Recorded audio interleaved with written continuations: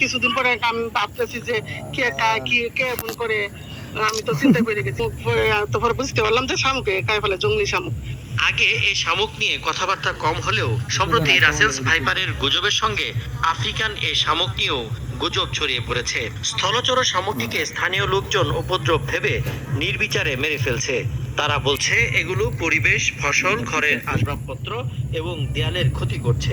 বৃষ্টির পরে শামুক সমানই পাওয়া যায়, বড় বড় শামুক, মুখ করলে পরে আপনার মনে করেন গাছের মাঝে গিয়ে পাতা টাতা খায়ালা, খায়া পরে বাচ্চারা গিয়ে ধরতে চায়, ধরলে পরে বাচ্চারা হাতের মধ্যে লালার মতো লাগে।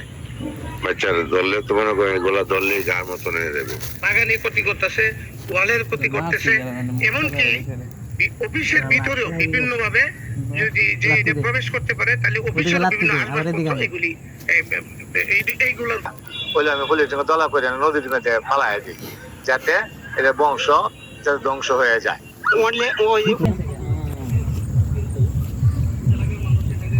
কি ভিডিও করছ তুই?